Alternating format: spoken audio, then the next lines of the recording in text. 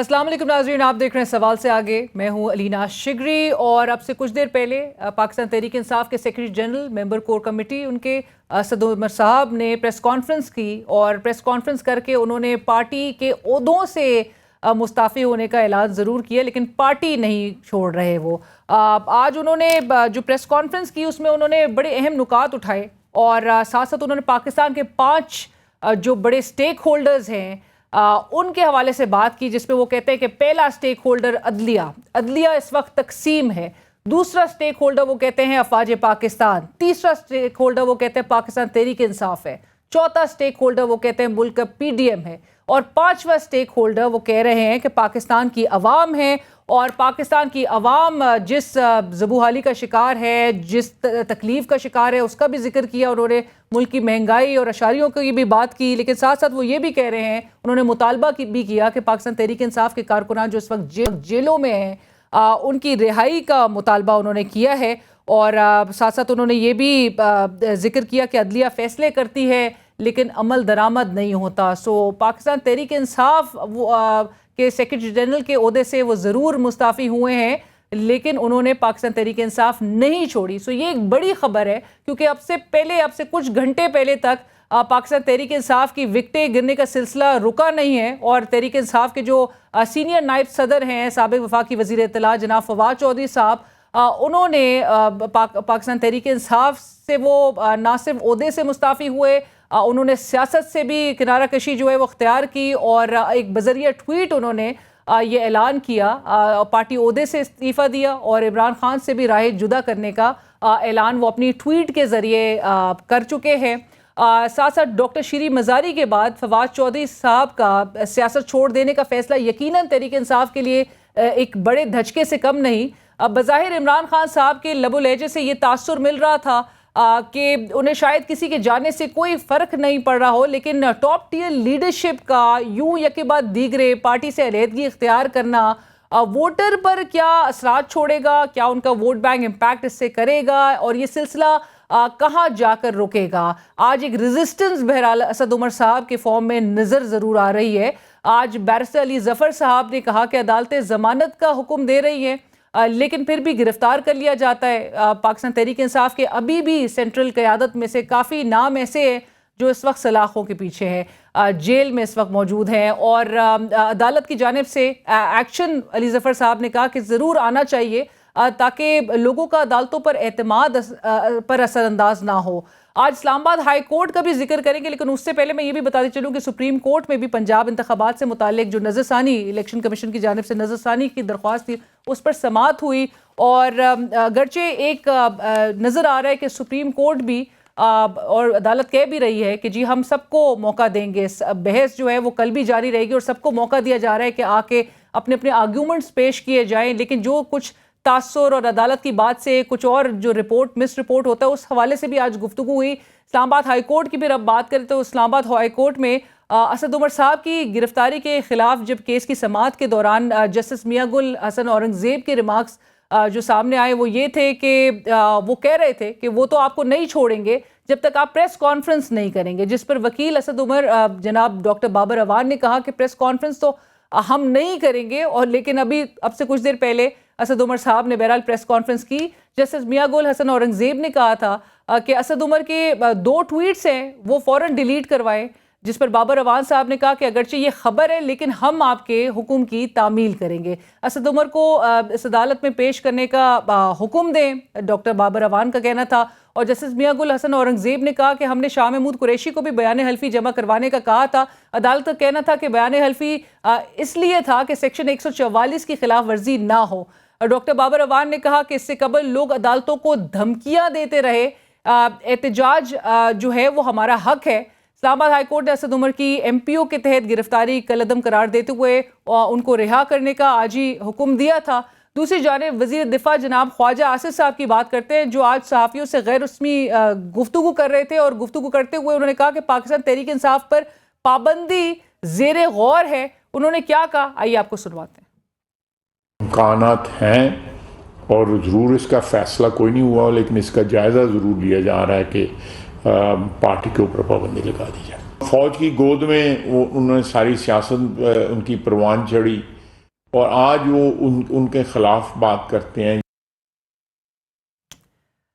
क्या किसी सियासी जमात पर पाबंदी मुल्क को मौजूदा बहरानों से बाहर निकालने में मददगार साबित होगी? क्या पीडीएम की एक साला कारकर्दगी, जिसमें माशी अशारिये गुज़िश्ता दिहाइयों का रिकॉर्ड तोड़ते दिखाई दे रहे हैं, अवाम में उन्हें मकबूलियत दिलवा सकेगी? किसी ने ठीक कहा है कि अगर इमरान खान साहब के हाथों मौजूदा हुकूमत को शिकस्त का सामना ना भी करना पड़े सियासी मैदान में, लेकिन मईशत इनके आड़े जरूर आएगी। मुल्क की तरक्की कैसे मुमकिन होगी, इसके बारे में वफाकी वजीर जनाब जावेद लतीफ साहब क्या कह रहे थे, आइए आपको सुनवाते हैं। पाकिस्तान की पार्लिमान को फ्यूचर में एक नाम नवाज शरीफ, अगर उस पर जो कुछ गुजरी उस पे माफी मांग के उसको ले आया जाए, तो पाकिस्तान 2024-25 में मैं यकीन से कह सकता हूं कि आने वाले वक्तों में यह पाकिस्तान तरक्की कर सकता है और करेगा, खुदा के फजलो करम से।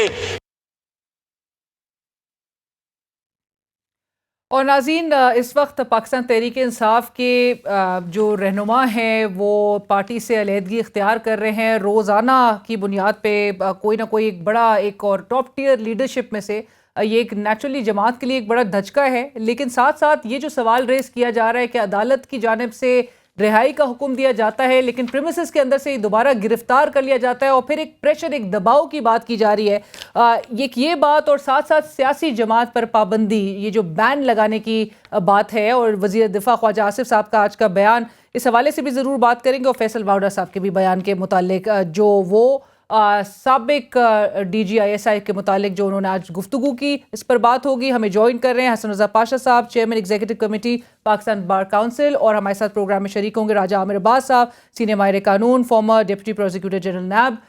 आप दोनों का बहुत शुक्रिया हमें ज्वाइन करने के लिए। हसन रज़ा पाशा साहब, आपसे गुफ्तगू का आगाज़ सर, ये आज अली ज़फ़र साहब ने भी अदालत के बाहर मीडिया टॉक करते हुए उन्होंने कहा कि ये अदालतें जो हैं वो बेल कर रही हैं, लेकिन उसके साथ ही फिर अरेस्ट कर लिया जाता है और अदालत की तरफ से वो कोई एक्शन भी उसको एक्सपेक्ट कर रहे हैं, उसके मुंतज़िर हैं, ताकि अवाम का जो अदालतों पे एतमाद है वो उसको कोई ठेस ना पहुंचे। आपके लिए सर ये तमाम सूरत हाल जहां पर अदालत, और आज खुद जस्टिस मियाँगुल हसन औरंगज़ेब साहब के जो उनके कमेंट्स थे, उनका रिमार्क्स थे, वो जो सामने आए कि जी आपको भी बाहर जाके प्रेस कॉन्फ्रेंस, आप जब तक आप प्रेस कॉन्फ्रेंस नहीं करेंगे वो आपको छोड़ेंगे नहीं, आपके लिए तमाम ये सूरत हाल हैरान कुन है? जी बिल्कुल, पॉलिटिकल वर्कर्स पे इस किस्म की पाबंदी या दबाव, वो उसको हम किसी तौर पे भी अप्रिशिएट नहीं करते और इसको कंडेम करते हैं। लेकिन सूरत हाल ये है कि ये कोई माइनर बच्चे नहीं हैं, बड़े सीनियर और सीजन किस्म के पॉलिटिशियन हैं। बल्कि आप देखें जो जा रहे हैं छोड़ के, वो उनकी ये पहली पार्टी नहीं है, वो इससे पहले 4-4, 6-6 पार्टीज छोड़ चुके हैं। ये इनका ट्रैक रिकॉर्ड है। सर ट्रैक रिकॉर्ड एक तरफ जो इनके साथ हो रहा है उसको कंडेम करते हैं और पीबीसी कोई एक्शन लेगी? देखिए, ये तो एक पॉलिटिकल पार्टी को खुद पहले तो स्टांस लेना चाहिए ना। हम तो ये देख रहे हैं कि अगर हमारे पास कोई आता है और ये समझते हैं कि ये इंसानी हकूक की खिलाफ वर्जी है, फंडामेंटल राइट्स जहाँ पे सफर कर रहे हैं, तो फिर अब वो मीडिया के सामने आने और आके कहते हैं जी कि हम किसी दबाव के बगैर अपनी मर्जी के साथ, आजाद मर्जी के साथ पार्टी को छोड़े हैं। लेकिन जो रीजनिंग दे रहे हैं वो अपनी जगह पे फुल फ्लैज अपनी पूरी ताकत के साथ मौजूद है कि हम इन हालात में इस पार्टी के साथ नहीं चल सकते, चूंकि इसकी जो लीडरशिप है, जो कि जनाब इमरान खान और बाकी जो लीडर्स हैं, वो बराह रास्त मुलव्वस रहे हैं इन तमाम गिराओ जलाओ और तोड़ फोड़ में, और जो कि चढ़ाइयाँ की गई हैं आर्मी तनसीबात पे, तो हम इनके साथ नहीं चल सकते, चूंकि पाक फौज जो है वो एक कौमी इदारा है और उसकी तौहीन और शहीदों की तौहीन हम नहीं बर्दाश्त कर सकते। देखिए, जो 9 मई को एक्शंस हुए हैं उनको कोई भी जी शऊर इंसान इसको सेकंड नहीं कर सकता, उसको अप्रिशिएट नहीं कर सकता।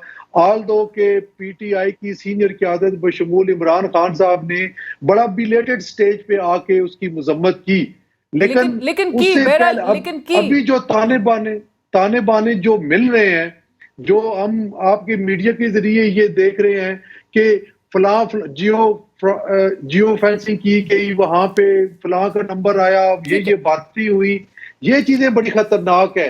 अगर इन लोगों का उन बलवाइयों या उन शरपसंदों के साथ डायरेक्ट राब्ते में थे, तो इसका मतलब ये हुआ कि वो अगर गए हैं तो इनकी बातों में तजाद है। जो कह रहे हैं कि हम उसमें नहीं शामिल थे, ये कोई और बाहर के या एस्टेब्लिशमेंट के बंदे थे। लेकिन अगर कनेक्ट हो रहा है तो फिर ये शामिल है, तो ये चीजें देखने वाली हैं। लेकिन इसके तमाम अगर शामिल हैं, कहने का मकसद है अदालतें मौजूद हैं, कार्रवाई होनी चाहिए, जो मुलव्वस अनासिर हैं उनके खिलाफ जो है उनको कैफिर किरदार तक पहुंचाना चाहिए। लेकिन पाकिस्तान तहरीक इंसाफ से जिस तरह से रहनुमा जमात छोड़ रहे हैं और जो एक प्रेशर का एक तासुर है, माजी में भी ऐसा कुछ होता रहा है। राजा Aamir Abbas sahab, sir, how are you looking at this situation? और आपको लग रहा है किसी दबाव के नतीजे में और जो अदालत की जानिब से आपको लगता है कि कोई एक्शन आएगा कि उनके अहकामात हैं, बेल ग्रांट होती है लेकिन फिर अरेस्ट कर लिया जाता है? और कल भी हैरत अंगेज तौर पर शीरी मजारी साहिबा, जिनको 5 दफा गिरफ्तार किया गया, उनको उनकी पार्टी से अलहदगी इख्तियार करने के बाद उनको दोबारा अरेस्ट नहीं किया गया। देखिए लीना, पाकिस्तान की जो पॉलिटिकल या जुडिशल या एस्टेब्लिशमेंट की जो भी तारीख है, उसमें ये कोई नई चीज़ नहीं हो रही, ये चीज़ होती आई है। आपके इल्म में है आईजीआई बनी, कैसे आईजीआई बनी? सुप्रीम कोर्ट में वो तमाम अफराद आए, उन्होंने बताया ऐसे हम पैसे तकसीम करते थे, ऐसे हम पार्टीज बनाते थे। फिर मुशर्रफ साहब आए, उन्होंने नैब को इस्तेमाल करते हुए कैसे पीपीपी बनाई, फिर हमने देखा मुस्लिम लीग क्यों बनी, किंग्स पार्टी बनती रही और आर्म ट्विस्टिंग होती रही, अदारों को इस्तेमाल करते रहे। अब भी हमको नज़र आ रहा है कि वही तसलसल चल रहा है कि जी किसी न किसी तरीके से। इवन 2018 में जब इलेक्शंस हुए थे तो हमने देखा कि इमरान खान साहब के पास भी जब लोगों को वो जहांगीर तरीन साहब लेके जा रहे थे तो उसमें भी इन्फ्लुएंस नज़र आया कि जी इन्फ्लुएंस करके जो पॉलिटिकल हैं उनको पर्सनालिटीज उनको एक तरफ धकेला गया और कहा गया। और ये जो पॉलिटिकल होते हैं, ज़्यादातर इस किस्म के जो लीडरशिप्स होती है, 90% इसमें मजबूर होके नहीं आती, वो ये देख के आती है कि हम आए थे यहाँ पे जी एमएनए की सीट लेने के लिए, झंडे के लिए, लैंड क्रूज़र के लिए, मरात इस्तेमाल करने के लिए, एयर कंडीशन कमरों में बैठ के सियासत करने के लिए। ये तो उल्टा हो रहा है। जब उल्टा हो रहा है तो फिर उन्हें ना आवाम की याद रहती है, ना पार्टी के मैनिफेस्टो की, ना उनको इमरान खान, उनको नज़र आएगा कि जी अब हम अगले इलेक्शन में अगर कहीं डिस्टर्ब हो रहे हैं तो इट्स हाई टाइम के इसको, मेजॉरिटी की मैं बात कर रहा हूँ, बीच में जेन्युइन लोग भी हैं कि इसको छोड़ते हैं। फिर दूसरी बात यह है कि जो हसन रजा पाशा साहब ने बात की कि इमरान खान साहब ने बिलेटेड स्टेज पे इसकी मजम्मत की, दिस इज टोटली इनकरेक्ट। जिस दिन इमरान खान साहब को अदालत में, सुप्रीम कोर्ट में बुलाया गया, द फर्स्ट थिंग वहां पे, मैं भी मौजूद था, पता नहीं हसन रजा पाशा साहब थे या नहीं, तो सुप्रीम कोर्ट से जब बातचीत हुई तो उन्होंने उसको ओपनली इन दी ओपन कोर्ट कहा कि मैं इस तमाम अमल को, इसकी मैं मजम्मत करता हूँ, ये बिल्कुल नहीं होना चाहिए था। और इसी तरीके से वो सिलसिला तब से अभी तक चल रहा है। तो सेइंग दिस के इमरान खान ने बिलेटेड कहा था, I am an eyewitness, ये नहीं था। राइट, उन्होंने ये भी बात कही थी कि जी हमेशा से पीसफुल एक प्रोटेस्ट की उन्होंने, वो हमेशा से हामी रहे हैं। बट राजा साहब, जो एक सवाल के अदालत, कोई हमें अदालती तारीख में ऐसी कोई नज़ीर मिलती है, कोई ऐसा प्रेसिडेंट मौजूद है कि अदालत जहां पर कहे कि जी एफिडेविट जमा करा के आप फिर प्रेस कॉन्फ्रेंस के जरिए सियासत छोड़ने का ऐलान कर दें?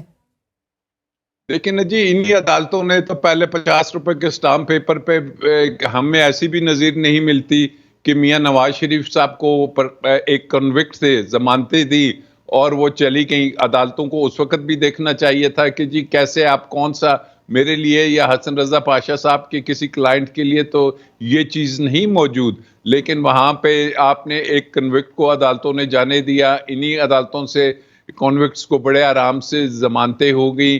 इन्हीं अदालतों में बहुत कुछ हुआ। तो अदालतें आज अगर ये समझ रही हैं, सिर्फ ये है कि एक वक्त था कि अदालतें और इस्टेब्लिशमेंट हमको एक पेज पे नजर आती थी और वहां उनके ऑर्डर्स की एकदम इम्प्लीमेंटेशन नजर आ जाती थी। अब चूंकि वहां पे हमें नजर आ रहा है कि डिफरेंस है, तो अब अदालतों के ऑर्डर्स की उस तरीके से, आप तो ये छोटे जमानत के ऑर्डर्स की बात, ये तो जमानत के छोटे ऑर्डर्स हैं, जहां पे आईनी ऑर्डर्स हो रहे हैं, जहां पे सुप्रीम कोर्ट की जजमेंट आ रही है, इलेक्शन 90 दिन में कराने की बात हो रही है, जहां पे आईने पाकिस्तान की उसको उठा के फेंका जा रहा है। तो ये जमानत के तो बहुत छोटे ऑर्डर्स होते हैं। रजा पाशा की तरफ ये सवाल भी, और साथ साथ हसन रजा पाशा साहब, राजा आमिर अब्बास साहब भी कह रहे हैं कि बड़े बड़े जहां पर डिसीजंस और आइन को जिस तरह से फ्लाउट किया जा रहा है, अदालती अहकामात को नजरअंदाज किया जा रहा है और बड़ा ब्लेटेंटली डिफाई किया जा रहा है। लेकिन साथ साथ आज वजीर दिफा ख्वाजा आसिफ साहब कह रहे हैं कि जी सियासी जमात पर पाबंदी पर गौर कर रहे हैं। क्या हुकूमत किसी सियासी जमात को पर पाबंदी आयद कर सकती है? अव्वल तो देखें, मैं जाती तौर पर ये मुनासिब नहीं समझता कि किसी पॉलिटिकल पार्टी पर पाबंदी लगाई जाए। हाँ, जो दहशतगर्द तंजीमें हैं और नॉन दहशतगर्द तंजीमें हैं और चीजें सामने आई हैं कि उसके वर्कर्स मिलिटेंट थे और उन्होंने दहशतगर्दी की कार्रवाइयों में मुलव्वस रहे, उन पे तो पाबंदी लगाई जा सकती है। लेकिन पॉलिटिकल पार्टीज पे पाबंदी लगाना कोई ऐसा इकदाम नहीं है। आप देखें कि जब नेशनल अवामी पार्टी थी उस पे भी पाबंदी लगाई गई, लेकिन वही लोग, वही सारा कैडर वर्कर्स का नजरियाती लोग अवामी नेशनल पार्टी में शामिल हो गए। आज अवामी नेशनल पार्टी उसी शद्दोमत के साथ मौजूद है, अपने नजरिए पे, बाचा खान के नजरिए पे अभी तक मौजूद है और वो काम कर रही है। प्रॉब्लम ये है यहाँ पे, राजा आमिर अब्बास साहब से मैं माजरत करते हुए एक बात जरूर कहूंगा कि पीटीआई को जिस तरीके से बनाया गया उस पे क्वेश्चन मार्क मौजूद है।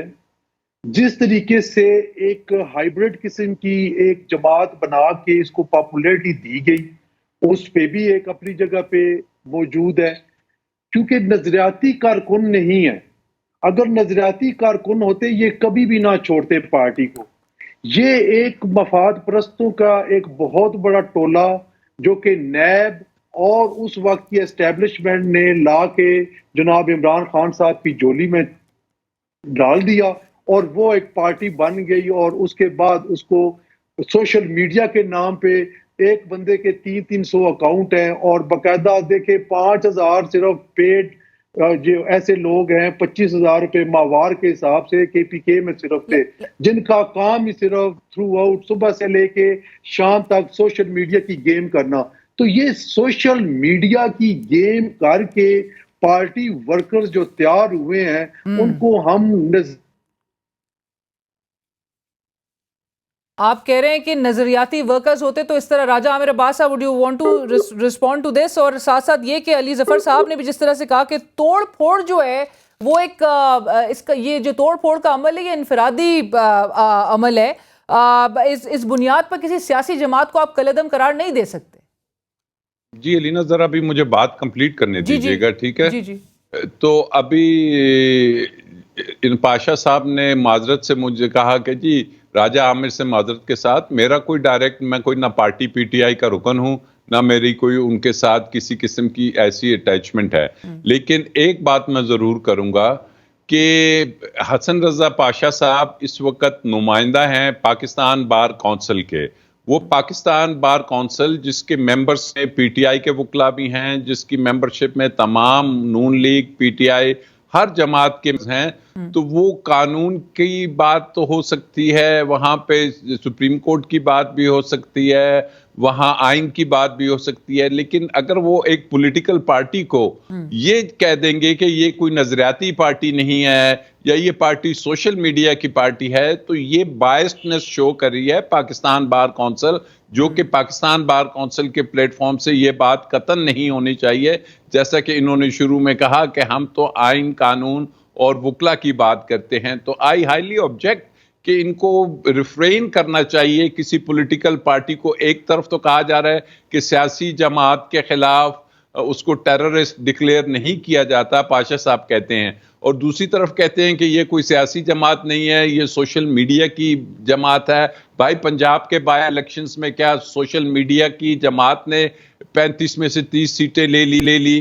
क्या जो इतनी ज्यादा लोगों ने वोट दिए? बिकॉज ये अवाम की जो वोट है उसको एक तरीके से आप अंडरमाइन कर रहे हैं कि डेमोक्रेटिक सिस्टम में अगर अवाम वोट देते हैं तो फिर ये लेबल लगा देना कि जनाब ये पार्टी ऐसी नहीं है। मेरा कोई ताल्लुक नहीं, पीपल्स पार्टी को मैं ज्यादा बेहतर तरीके से जानता हूं, बहुत अरसा उसके साथ रहा हूं, लेकिन ये बात को जरा प्लेटफॉर्म पे पाकिस्तान बार काउंसिल के, हाँ अगर पाशा साहब किसी सियासी जमात की तरफ से बात करते तो बड़ी वैलिड थी। तो आई वुड रिक्वेस्ट कि पाशा साहब को न्यूट्रल होके बगैर किसी सियासी एफिलिएशन के, अगर किसी ने टेररिज्म किया है उसको बिल्कुल आपने कहा जैसे अली जफर ने कहा है, उनको यकीनी तौर पे हम ये इजाजत दे ही नहीं सकते कि कल को जो मुंह उठाए कोई आर्मी के कोर कमांडर के घर की तरफ जा रहा है। मैं तो कहूंगा वो जो तोप लगी होती है उसकी भी बेहुरमती नहीं होनी चाहिए। बिल्कुल ठीक है, इसका लाइसेंस, इसकी बिल्कुल इजाजत सही है। नहीं राजा होनी साहब चाहिए।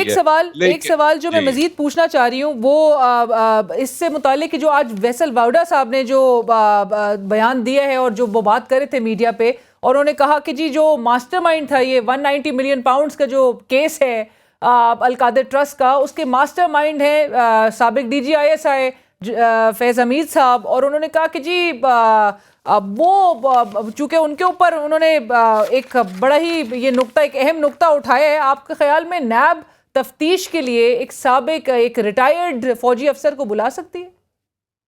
देखिए जी, नैब को अगर जेन्युइन तफ्तीश करनी है तो सबसे पहले फैसल वाडा को बुला ले कि जी आप आ जाओ, आप कह रहे हो कि जी, और उनकी स्टेटमेंट रिकॉर्ड करें कि कौन सा एविडेंस है, और वाकई ही अगर एविडेंस है तो फिर वो बिल्कुल उसको एक रिटायर्ड फौजी अफसर को नैब बुला सकती है। माजी में भी बुलाया गया है, सजाएं भी हुई हैं। वो एडमिरल बुखारी साहब थे, आपके इल्म में उनको अरेस्ट करके लाया गया था। तो ये कोई अनहोनी बात नहीं है कि नैब नहीं बुला सकती, लेकिन अगर कोई सॉलिड एविडेंस है, क्रेडिबिलिटी है, तो फिर जरूर ये चीजें सामने आनी चाहिए। क्योंकि वाडा साहब के इल्म में उस वक्त वो कैबिनेट में थे, और साथ वाडा साहब अगर 2-4 नाम और भी लेते कि जी ये उसमें इश्यूज थे, लेकिन वाडा साहब ने तो जब गोली लगी थी इमरान खान साहब को तब भी बड़ी बातें की, अरशद शरीफ साहब की शहादत पे भी बड़ी बातें की, जी मैं बताऊंगा, लेकिन कुछ नहीं सामने आया।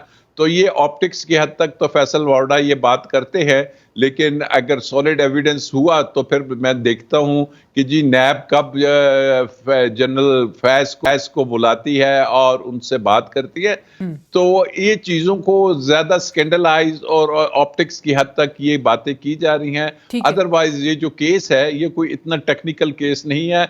इसमें जो गवर्नमेंट एक्सचेकर है उसको एक पाई का नुकसान नहीं हुआ। 190 मिलियन पाउंड सुप्रीम कोर्ट के अकाउंट में पड़े हुए हैं, ठीक है, सुप्रीम कोर्ट के लाइब्रेरी अकाउंट में थे। हसन रजा पाशा साहब से राब्ता हमारा चूंकि मुनक़ता हो गया था। हसन रजा पाशा साहब, अभी थोड़ी देर पहले जो आपने कमेंट किया सर पाकिस्तान तहरीक इंसाफ के नजरियाती, आपने कहा कि जी अगर वर्कर्स होते तो वो इस तरह से जमात को छोड़ते नहीं, और सोशल मीडिया की जो पार्टी से मुतालिक आपने बात की तो राजा अमीर अब्बास साहब ने उस हवाले से कहा कि PBC का जो एक स्टांस है आपके थ्रू वो एक बड़ा बायस शो कर रहा है। सर हम तो बिल्कुल गैर जानबदार होके बात कर रहे हैं, किसी पार्टी से हमारा तल्लक नहीं है। मुसीबत ये है कि कुछ अरसे से अगर तो इनके नैरेटिव के खिलाफ बात आए तो फिर ये कहते हैं जी कि ये आइन शिकन लोग हैं और कानून की खिलाफ वर्जी कर रहे हैं। यही अदम बर्दाश्त की बात है जो मैं अर्ज कर रहा हूं। और राजा अमर अब्बास साहब ने एक लाइन ली हुई है, वो है प्रो PTI, और PTI के शायद वर्कर या लीडर में से हों, क्योंकि हमेशा हमने ये देखा है कि ये PTI की सपोर्ट कर रहे होते हैं। लेकिन जब भी हम एक दरमियान में रह के एक बात करते हैं गैर जानबदार होके, तो ये चीज भी इनको नहीं बाती। हमारे भाई हैं राजा साहब, बड़ा एहतराम का रिश्ता है मेरा इनके साथ, लेकिन बात ये है कि क्या मैंने ये बात गलत की है? क्या फवाद चौधरी नजरियाती वर्कर था? शेख रशीद साहब 19 दफा मिनिस्टर बनने हैं, ये नजरियाती वर्कर है। बाकी भी आप एक एक नाम ले लें, उनको देख लें कि उन्होंने कितनी माजी में कितनी पार्टीज बदलाई हैं, कितनी चेंज की हैं। तो क्या इनको हम नजरियाती वर्कर कह सकते हैं? बिल्कुल भी नहीं। नजरियाती वर्कर वो है जो वासिक कयूम अब्बासी है, पता नहीं जो जो जो डिप्टी स्पीकर बनने थे, आपने देखा है कि उन्होंने पीटीआई छोड़ी है। उस वक्त अगर वर्कर्स को टिकट देते जो कि फेस थे पीटीआई के, तो आज खान साहब को ये दिन देखना ना नसीब सर, होता। ये तो इमरान खान साहब का डिसीजन। अलीना एक सेकंड जी, जी, एक जी। सेकंड मुझे दीजिएगा। उस वक्त खान साहब बड़े बिल्कुल तफाकुर दुरुस्त से ये बातें कहते कर रहे थे हैं पाशा साहब कि मुझे इलेक्टेबल्स की जरूरत ठीक है। है, इलेक्टेबल्स हम ले रहे हैं। लेकिन चले और ये उनकी देखें, पॉलिटिकल स्ट्रैटेजी थी सर, एक लेकिन सेकंड, एक एक सेकंड, लीगल अलीना, एक माइंड से सेकंड, हमारा एक सेकंड सवाल ये है कि दीजिए मुल्क में मुझे। इस वक्त जो कुछ हो रहा है, जिस एक तरह से सेकंड। गिरफ्तारियां हो रही हैं, जिस तरह से घरों में घुसा जा रहा है, जिस तरह से प्रेशर क्रिएट किया जा रहा है, क्या वो दुरुस्त अमल है जो इस वक्त मुल्क में चल रहा है, जो ट्रेंड नजर आ रहा है? राजा मेरे बात साहब। जी जी जी अलीना, एक बात तो है कि पाशा साहब ने वाकई जो बातें की एज ए पॉलिटिकल स्टूडेंट, अगर वो ये बातें कर रहे हैं एज ए पार्टी के किसी, चाहे वो मुस्लिम लीग नून के हैं या जिसके भी हैं, तब तो ये बातें समझ आती हैं। लेकिन I would again I would मेरी कोई पार्टी नहीं है राजा साहब, यू नो एक इट वेरी सेकंड वेल। सुने जी, I know, you also know me very well, तो ऐसी बात नहीं है। दूसरी बात यह है कि जो प्लेटफॉर्म है पाकिस्तान बार काउंसिल का, उसको किसी सियासी जमात के बारे में ये कमेंट्स नहीं देने चाहिए कि जी उसका फलाना बंदा ऐसा है, फलाना बंदा ऐसा है। Let that be answered by another political party. हम यहाँ पे पाकिस्तान बार काउंसिल, जिसका मैं भी मेंबर हूं, ये भी हैं, सुप्रीम कोर्ट बार है, हम इक्वल हैं। तो हमें जो बात हो रही है इस वक्त, वो डिस्कस हो रही है किसी के साथ जो वहां पे लीगली इश्यूज चल रहे हैं। लीगल इश्यूज जो चल रहे हैं कि सुप्रीम कोर्ट के फैसले हैं, हाई कोर्ट के, आईने पाकिस्तान क्या कहता है, और ये जो कहा जा रहा है कि जी टेररिस्ट जमात डिक्लेयर करने की बातें हो रही हैं। तो हम अगर आईने पाकिस्तान को और इलेक्शन एक्ट 2017 को देखते हैं, तो उसमें जो गवर्नमेंट है उसके पास ये इख्तियार कतई नहीं है कि वो किसी भी पॉलिटिकल पार्टीज कोई डिक्लेरेशन दे दे और उसको कालादम करार दे दे। इसके लिए वो अपना अगर कोई रेफरेंस और एविडेंस है तो वो लेके जाएंगे सुप्रीम कोर्ट ऑफ पाकिस्तान में।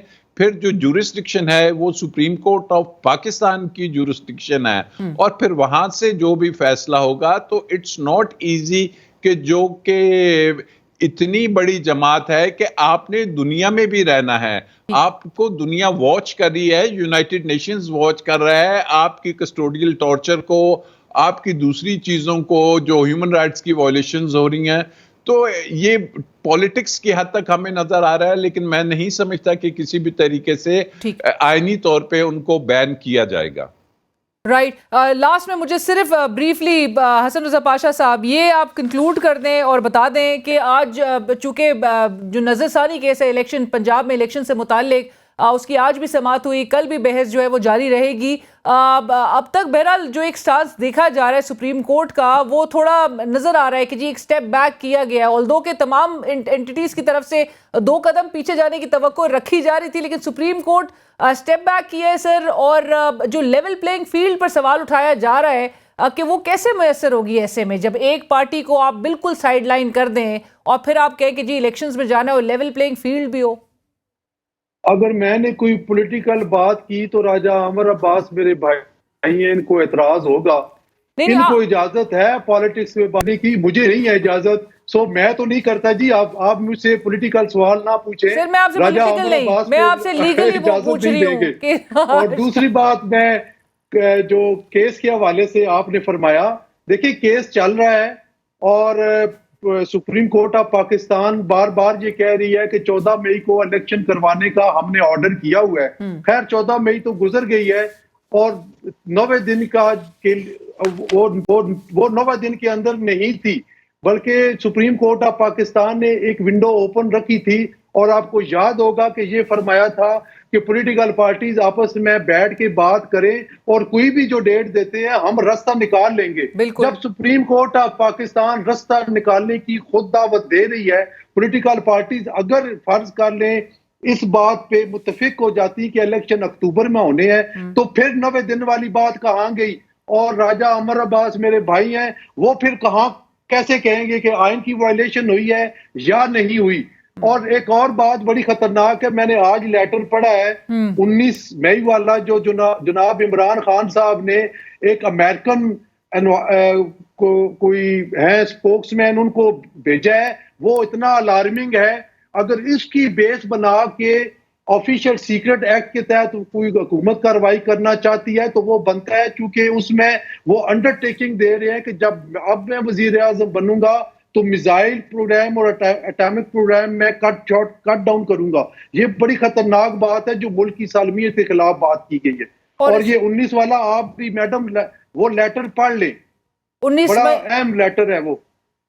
राइट राजा आमिर अब्बास साहब, मजीद भी इस वक्त वो बेसिस मिल रहे हैं जिसके तहत इमरान खान साहब पर जो मौजूदा हुकूमत, एक बहरहाल उनकी ख्वाहिश भी है कि किसी ना किसी केस में जो है वो इमरान खान साहब को कॉर्नर करना है बहरहाल। लेकिन इलेक्शंस के मामले में जो इनका ऑब्जेक्टिव था इवन पाकिस्तान तहरीक इंसाफ का कि जी इंतखाबात मुल्क में फौरी इंतखाबात हों, निगरां हुकूमत पंजाब की कह चुकी है कि जी फौरी इंतखाबात जो है वो नहीं हो, मुखालफत कर दी है। इवन इस केस के भी मुतालिक जो उन्होंने अपना जवाब जमा कराया था। सो बहरहाल आपको इस सिनारियो में, इस मौजूदा सूरत हाल में इलेक्शन होता दिखाई दे रहा है? देखिए, एक बात तो क्लियर है कि ये मुल्क है तो इमरान खान है, नवाज शरीफ है, हसन रजा पाशा है, राजा आमिर है। इस मुल्क की इंटेग्रिटी, इस मुल्क की राइट हमारा राब्ता मुंह हो गया है राजा आमिर अब्बास साहब से, बट बहुत शुक्रिया हमें ज्वाइन करने के लिए। Unfortunately we've run out of time. हम एक ब्रेक की तरफ चलेंगे और ब्रेक के बाद दोबारा हाजिर होते हैं। नाज़रीन, ब्रेक के बाद एक बार मईशत के हवाले से ज़रा बात करते हैं कि पाकिस्तान इस वक्त मुश्किल दौर से गुजर रहा है, लेकिन ये कोई नई बात नहीं, ऐसा कहना है हमारे वज़ीर ख़जाना जनाब इसाक डार साहब का, जो आज FBR में बिज़नेस कम्युनिटी से गुफ्तगू कर रहे थे। वहाँ एक तकरीब जो है वो मुनक़िद की गई थी और उन्होंने कहा कि बैरूनी कर्ज़ों की अदायगी इस वक्त पाकिस्तान के लिए एक बड़ा चैलेंज है। मज़ीद उनका कहना था कि ये तासुर दिया जा रहा था कि पाकिस्तान दिवालिया हो जाएगा, लेकिन मैं ये बात वाज़ेह कर दूं कि पाकिस्तान दिवालिया नहीं होगा। IMF से मुआहदे के भी हवाले से उन्होंने गुफ्तगू की और क्या कहा, आइए आपको सुनवाते हैं। आप ही की मैं समझता हूँ मेहनत और कंट्रीब्यूशन से 2017 में दुनिया की 24वीं मईशत बन चुका था। ये नहीं कि बनना था, बन चुका था।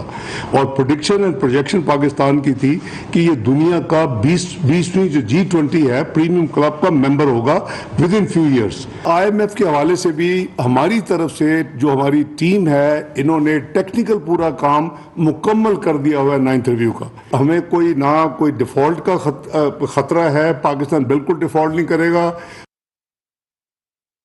और पाकिस्तान डिफॉल्ट नहीं करेगा। और मईशत हमारी तेजी से बेहतरी की तरफ गामजन है कि नहीं, माशी अशारिया क्या कह रहे हैं और जो PDM की 1 साला कारकर्दगी है उसके तहत अवाम में कितनी वो पजीराई, एक्सेप्टेंस हासिल कर सकेंगे, इस हवाले से हम गुफ्तगू करेंगे। हमें माहिर माशियात खुरम शहजाद साहब ज्वाइन कर रहे हैं। खुरम साहब अस्सलाम वालेकुम, बहुत शुक्रिया हमें ज्वाइन करने के लिए।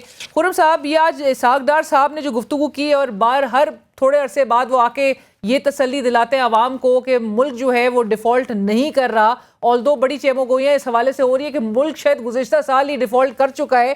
साथ साथ उन्होंने ये कहा कि हम बेहतरी की तरफ गामजन हैं। क्या वाकई पाकिस्तान के जो माशी अशारिये जो तस्वीर रिफ्लेक्ट कर रहे हैं पाकिस्तान की मईशत के, वो हमें वाकई में जाहिर कर रही है कि मुल्क की मईशत इस वक्त बेहतरी की तरफ जा रही है? जी अस्सलाम वालेकुम अलीना। देखिए, जहाँ तक ये सवाल है कि मुल्क की मईशत बेहतरी की तरफ जा रही है, तो ये बिल्कुल ठीक नहीं है। ये गलत तासुर है, ये गलत स्टेटमेंट है कि मुल्क की मईशत बेहतरी की तरफ जा रही है। ये अगर कहा जाए कि मुल्क की मईशत जो है कुछ हद तक जो है वो स्टेबलाइज हुई है और उसके कुछ डिसीजन ऑफ कोर्स गवर्नमेंट ने भी लिए हैं, कुछ जो है इंटरनेशनल फोर्सेस कमोडिटी प्राइसेस हैं वो थोड़ी नीचे आई हैं, थोड़ा सा रुपये में जो स्टेबिलिटी नजर आई है डॉलर के अगेंस्ट पिछले कुछ दिनों में, और ग्रेजुअल जो है वो डेप्रिसिएशन हुई है। ये अब कह सकते हैं कि थोड़ी सी स्टेबिलिटी थोड़ी सी नजर आई है, बट ये बहुत ज्यादा चैलेंजिंग सिचुएशन है, क्योंकि शॉर्ट टर्म में जून तक की अगर आप बात करें, आपका जो सबसे बड़ा प्रॉब्लम है वो एक्सटर्नल अकाउंट का है, बैलेंस ऑफ पेमेंट का प्रॉब्लम है, जिसके अंदर आपके पास डेट बहुत ज्यादा है, बैरूनी कर्जा जो है वो काफी ज्यादा है, तकरीबन $50 अरब आपने अगले 2 साल में वापस देने हैं और आपकी किटी में इस वक्त $4.5 अरब है। अगर आपके ये सिचुएशन होगी तो दरअसल कोई भी एक रीजनेबल जो फाइनेंस को समझता होगा बंदा, वो ये नहीं कहेगा कि जी हम बहुत बेहतर हालत में या बेहतरी की तरफ जा रहे हैं। हम ये कह सकते हैं कि बेहतरी के लिए हमने बहुत काम करना है, बहुत चैलेंजिंग सिचुएशन है, और अगर हमने नहीं किया तो बहुत ज्यादा प्रॉब्लम्स हो सकती है। श्रीलंका के वर्स्ट सिचुएशन आप देख सकते हैं, क्योंकि आप श्रीलंका के 5 टाइम्स 6 टाइम्स बड़े कंट्री हैं और आपकी इकोनॉमी भी उससे बड़ी है। तो मेरे ख्याल में ये कहना कि जी हम बेहतरी की तरफ जा रहे हैं ये ठीक नहीं है। हाँ, ये कहना कि थोड़ी सी स्टेबिलिटी आई है। एक रोज पहले ये खबर सामने आई थी कि जनूबी एशिया में पाकिस्तान की जो करेंसी है उसकी कदर श्रीलंकन करेंसी से भी नीचे आ गई है। ऐसे में आपने कहा कि थोड़ी स्टेबिलिटी की तरफ पाकिस्तान की मईशत अगरचे आई है। इसहाक डार साहब कह रहे हैं हमने तमाम प्रायर एक्शंस कर लिए है, IMF का मुआहिदा ताहाल नहीं हो पा रहा। आपको लगता है एक तो उस फ्रंट पे भी हम कुछ अचीव कर सकेंगे, कुछ पॉजिटिव डेवलपमेंट हो सकेगी? क्योंकि इसहाक डार साहब बड़े कॉन्फिडेंट थे कि शायद हम उसके बगैर भी, IMF के बगैर भी मईशत को आगे चला सकते हैं और हमने मैनेज कर लिया था। मतलब 90s की मिसाल दी जा रही थी, तो उसके बगैर मुमकिन है कि ये मईशत को आगे खुद लेके चल सके। और एक्सटर्नल फाइनेंसिंग की जहाँ पर आप बात करें कि एक बैलेंस ऑफ पेमेंट क्राइसिस है, वो किस तरह से फिर हुकूमत मैनेज करेगी? देखें, ये बिल्कुल जो है ये तासुर ठीक नहीं है या ये सोच ठीक नहीं है कि जी IMF के बगैर हम जो है सरवाइव कर जाएंगे, क्योंकि इस वक्त एक ही लास्ट जो है वो आपके पास ऑप्शन है जिसमें जाकर आप अपने आप को और वो भी ऑफ कोर्स डिपेंड करता है आप अपने आप को किस तरह से मैनेज करते हैं। उसके बाद भी क्या IMF का प्रोग्राम जो नेक्स्ट आएगा या ये वाले जो 3 रिव्यूज हैं ये पूरे होंगे नहीं होंगे? देखिए इस वक्त 3-4 चीजें हैं। एक तो ये कि जब आप IMF प्रोग्राम में नहीं जाएंगे तो दुनिया आपको जो है वो लिफ्ट नहीं कराएगी, सो टू स्पीक। वो इसलिए नहीं करवाएगी क्योंकि इंटरनेशनली आपका जो क्रेडिटर है और आपका जो लेंडर है और आपका जो इन्वेस्टर है, ये जो है ये तीनों इस वक्त आपको आपके साथ जो है डील नहीं कर रहे। उसकी वजह यह है कि जब IMF आपको इंडोर्स नहीं करता तो पूरी दुनिया आपके साथ डील उस तरह से नहीं करती, खासकर फाइनेंशियल मैटर्स में कि आपको हम जो है डेट दें या आपको, आप देखें ना अपने दोस्तों की तरफ आप देख लें, फ्रेंडली कंट्रीज जो है सऊदी अरेबिया, UAE और चाइना, इन्होंने कितनी मुश्किल के बाद, बहुत ज्यादा डिप्लोमेसी के बाद, बहुत ज्यादा जो है वो बहुत ज्यादा रिलेशनशिप को यूज करने के बाद, इवन आपके आर्मी चीफ गए उनके, उसके बाद भी बहुत अरसे बाद आपको जो है उन्होंने ये अनाउंसमेंट दी है कि हम आपको $2 बिलियन एक्स्ट्रा दे देते हैं, $1 बिलियन एक्स्ट्रा दे देते हैं। लेकिन ये स्टॉप गैप सोल्यूशन है। सबसे बड़ा जो इस वक्त सोल्यूशन आपके पास होगा वो IMF के प्रोग्राम में जाना है, और IMF प्रोग्राम के बाद भी चैलेंज ये होगा कि रीस्ट्रक्चर करना है अपने कर्जों को, कि कैसे हमने कर्जों को रीपे करना है, उसके लिए कैपेसिटी कैसे क्रिएट करनी है। आप अब अगर सब्सिडी देते रहेंगे और ये कहते रहेंगे कि जी पेट्रोल सस्ता कर देंगे हम, तो ये ऑप्टिक्स क्रिएट करने वाली बात है, पॉलिटिकल इंटरेस्ट को दिलाने वाली बात है, वोट बैंक को इम्प्रूव करने वाली बात है। इसकी जगह अपने आप अब GDP को कम कर रहे हैं, ग्रोथ को कम कर रहे हैं, इम्पोर्ट्स को आपने रोक दिया है। तो देखिए प्रॉब्लम ये कि हमारी प्रायोरिटीज ही जो है ना वो सही नहीं है। एक तरफ हम सब्सिडी की बात करते हैं तो IMF एक मरतबा ऑन बोर्ड आने लगता है तो फिर पूछता है कि आप फिर सब्सिडी की बात कर रहे हैं। तो हम क्यों इस तरह की चीजें करते हैं? हमारा सेल्फ इन्फ्लिक्टेड जो है वो प्रॉब्लम है जो हमने अपने ऊपर डाल लिया है। अब हमने इसको हैंडल करना है, अगर हम नहीं करेंगे चैलेंज बढ़ता जाएगा। राइट, बट खुर्रम साहब ये जो रिव्यू 9th रिव्यू का आज भी डार साहब जिक्र कर रहे थे कि ताखीर का शिकार हुआ, ताखीर हुई किसकी वजह से? नहीं, बिल्कुल ताखीर हुई है, लेकिन ताखीर हमारी अपनी वजूहात पे हुई है ना। हमने जब कंडीशंस हमने पूरी करनी थी शुरू, देखें होना ये चाहिए था। बार बार हम वापस जाते हैं वक्त में कि अगर पिछली गवर्नमेंट ने सब्सिडीज जो है वो दे के गवर्नमेंट को जो है वो छोड़ा तो उस वक्त डेफिनेटली गलत हुआ, गलत काम किया पिछली गवर्नमेंट ने कि लास्ट में जाते रहते IMF का मुआहिदा उस तरह से पूरा नहीं किया। फिर इस गवर्नमेंट का काम ये था सबसे पहले आकर उसको रिवर्स करना था और उसी वक्त काबू पाना था। उसी वक्त मार्केट जल्दी बंद करनी थी, उस वक्त एनर्जी को जो है ना वो एनर्जी कंजर्वेशन जो है इन्फोर्स करनी थी, उसी वक्त अपने खर्चे काटने थे, उसी वक्त इंटरेस्ट रेट को थोड़ा एग्जैक्टली क्योंकि आप आए भी इसी इंटेंशन से थे कि आपने मईशत को बेहतर करना है, उसको बहाल करें कि ये हम हाइंडसाइट में बात करते हैं, लेकिन अगर ये उस वक्त कर चुके होते तो आज आपका बहुत बड़ा नुकसान, आपका जो इस वक्त जो आपके रिजर्व्स नहीं है, आपके पास करेंसी आपकी जो है वो तकरीबन 62% जो है डिवैल्यू हो चुकी है, और इन्फ्लेशन ऑल टाइम हाई पे इन्फ्लेशन चल रही है। इस वक्त 50% आपका फूड है और 36-37% आपका जनरल CPI है। तो अगर ये सब चीजें पहले कर ली जाती तो ये कोई बड़ा कोई इशू नहीं था, ये हैंडल कर किया जा सकता है, आज भी किया जा सकता है। मैं आपको बताऊं, देखिए होना ये चाहिए था कि IMF का प्रोग्राम सितंबर में खत्म हो रहा था पिछले साल, उसे बढ़ाना ही नहीं चाहिए था, उसे वहीं खत्म कर देते। उस वक्त हमारे मैक्रोज इकोनॉमी, मईशत थोड़ी बेहतर थी, हालात थोड़े डिफरेंट थे, उस वक्त हम IMF प्रोग्राम को खत्म करते और उसमें नया प्रोग्राम देते और बड़ा प्रोग्राम देते, 10 बिलियन 15 बिलियन डॉलर तो वो मिल जाता था। उसके बाद हम देखें, ये बात थिंकिंग की है ना, अगर हम प्लान करके आते और प्रायोरिटी इकोनॉमी होती तो आज तक बहुत कुछ ठीक हो चुका होता। लेकिन हैविंग सेड दैट, आज भी अगर आप 3-4 चीजें कर लें, एक अपना फिस्कल डेफिसिट कंट्रोल करें, प्रायोरिटी चेंज करें कि कहाँ से टैक्सेस लेने हैं, किस पे लगाना है, फॉर्मल सेक्टर को टैक्सेस कम करें, आम आदमी पर सेल्स टैक्स कम करें, रिटेल पे टैक्स लगाएं, रियल स्टेट पे जो है सही वैल्यू मार्केट वैल्यू पे जनरेट करके टैक्स, मार्केट वैल्यू को डिटरमिन करके टैक्स लगाएं।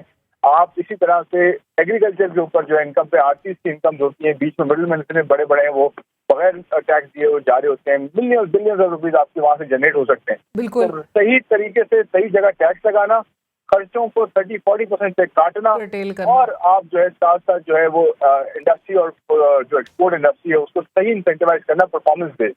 आप ये देखेंगे 6 महीने में हम अपने ट्रैक पे दोबारा आ सकते हैं, और अगर बशर्त ये कि अगर नियत हो इस हवाले से। लेकिन खुर्रम साहब, मुझे आखिर में ये बता दें, आज इसहाक डार साहब ने एक और बात की, उन्होंने कहा 2017 में पाकिस्तान की मईशत जो है वो 24वें नंबर पे थी और वो अब 47वें नंबर पे है। इसमें कितनी सदाकत है? देखिए, उस वक्त डेफिनेटली हमारी जो ग्रोथ हो रही थी, जो नंबर्स थे, इंटरनेशनल जितने भी जरीदे थे, जितने भी प्लेटफॉर्म थे, वो सब बात कर रहे थे। बात बिल्कुल ठीक है कि हमारी ग्रोथ अच्छी थी, हमारी इन्फ्लेशन कम थी, हमारे इंटरेस्ट रेट जो कम थे, लेकिन मसला ये है ना लीना कि हम हमेशा अपनी कंजम्पशन ग्रोथ पे गए हैं, हमने रिफॉर्म्स कुछ नहीं किए। आर्टिफिशियल ग्रोथ, अनसस्टेनेबल ग्रोथ रही है, वो ट्रांसफॉर्म नहीं हो सकी, ट्रांसलेट नहीं हो सकी कंटिन्यूटी में। तो ऐसी ग्रोथ और ऐसे नंबर्स जो PTI की गवर्नमेंट में भी ऐसे हुआ कि हमारे ग्रोथ के नंबर जो है वो 6% के करीब पहुंचे। इन्फ्लेशन जो है इतनी ज्यादा नीचे नहीं आई, इसको नीचे करके हमने उस वक्त भी बहुत ज्यादा कंजम्पशन ड्रिवन जो है ग्रोथ की, और इम्पोर्ट बिल हमारा बढ़ गया। जब तक हमने reforms, tax reforms, fiscal reforms, civil reforms और मॉनेटरी रिफॉर्म्स, ये सारे रिफॉर्म्स नहीं होंगे, आपकी 24 नंबर पे भी नहीं होंगे, आप 400वें नंबर पे भी नहीं होंगे, दुनिया में 1000वें नंबर पे भी नहीं होंगे। वो उस वक्त जो बातें थी वो उस वक्त की थी, देखना हम कहाँ पर और यहाँ से ऑनवर्ड्स क्या करना, ये इम्पोर्टेंट। राइट। खुर्रम साहब, एक और सवाल ये कि इलेक्शंस और नो इलेक्शंस, मतलब इलेक्शंस आइडियली तो होने चाहिए और आइन के मुताबिक भी इसी साल होने चाहिए, लेकिन अगर बिल फर्ज जो नजर आ रहा है, बजाय जो इंप्रेशन एक एग्जिस्ट प्रिवेल कर रहा है, वो ये है कि शायद हुकूमत इलेक्शंस की तरफ ना जाए। अब अगर if that is to be believed, आपको लगता है कि मईशत, और आपने जो निशानदेही की है कि कुछ इकदामात ये कर लें मौजूदा हुकूमत, तो ये मईशत को वापस से ऑन ट्रैक अगले 6 माह में कर सकती है, सो इलेक्शंस के बगैर भी ऐसा मुमकिन है? देखिए, मैं एक चीज आपको बताता हूँ कि अगर मैं आज डिसीजन नहीं ले रहा वो जो मुझे लेने चाहिए, तो मैं इलेक्शन करूँ या ना करूँ, तो मेरा तो फेलियर तो वहीं रहेगा ना। एग्जैक्टली। तो इससे बेहतर है कि जो कानूनी तौर पे कॉन्स्टिट्यूशनली जो है चीज, उसे मैं करवाऊँ और अपने डिसीजन भी आज लूँ, और मैं ये छोड़ दूं कि मेरा वोट बैंक क्या कहता है। हालांकि ये बहुत बड़ा चैलेंजिंग जो है पॉइंट है इस गवर्नमेंट के लिए। हर किसी भी गवर्नमेंट, कोई भी होता है इस पॉइंट पे, वो ये देखता है कि मुझे बजट जो है कितना पॉपुलस देना है, कितना ज्यादा जो है वो सब्सिडीज होनी चाहिए, कम टैक्सेस होने चाहिए और मुराद ज्यादा हो, और at the same time IMF के साथ भी डील करना है। ये इतना आसान बजट नहीं होगा और इतना आसान डिसीजन नहीं है, लेकिन करना ये चाहिए कि आपको अपने डिसीजन अपनी जो है मेरिट की बेसिस पे लेने चाहिए, जो मैंने बताया कि कैसे जो है चीजें ठीक हो सकती है। बिल्कुल सही है, बट आगे जाकर इलेक्शन भी करवाएं, इलेक्शन चीजें होनी चाहिए। बिल्कुल, लेकिन ये इलेक्शन ईयर, अगर इलेक्शन इस साल होते हैं तो इलेक्शन ईयर का बजट फिर होगा किस तरह का आपके ख्याल में? क्या एक्सपेक्ट किया जा रहा है? और इनकी मौजूदा हुकूमत का ट्रैक देखते हुए आपको लगता है इनके पास बहुत ज्यादा स्पेस है to give relief to the masses? देखिए, ये बहुत टफ क्वेश्चन है और टफ जो है डिसीजन होगा। जैसे मैंने पहले कहा कि रूम बिल्कुल नहीं है किसी तरह की सब्सिडी से मुराद देने का, क्योंकि IMF के पास अगर आपने जाना है तो बजट IMF से अप्रूव करवा के देना पड़ेगा और वो टैक्स हैवी बजट होगा। लेकिन मुझे लगता ये है कि गवर्नमेंट शायद अपना प्लान है इलेक्शन करवाने का, अक्टूबर में इलेक्शन होने चाहिए, तो उसके हिसाब से ये मुराद जरूर देगी, जो कि अफकोर्स एंटी IMF होगा और हमें नुकसान देगा। राइट। और खुर्रम साहब, एक और दिलचस्प सवाल वो ये कि अगर गुज़िश्ता साल के नंबर्स मद्देनजर रखे जाएं जिस पर इमरान खान साहब की हुकूमत को घर भेजा गया था, तो अफरात ज़र की शरह जो है वो ग़ालिबन 13% तक थी, ऑलमोस्ट 13.4%, और अभी जो है इस वक्त जो आपने भी कोट किया कि कोर इन्फ्लेशन 36% पे है। आपको लगता है इमरान खान साहब गुज़िश्ता साल उन नंबर्स के साथ अनपॉपुलर हो गए थे, मौजूदा PDM हुकूमत, इतनी दीगर जमातें जो हैं वो इस इत्तेहाद में शामिल हैं, वो पॉपुलर हो जाएंगी इन नंबर्स के साथ?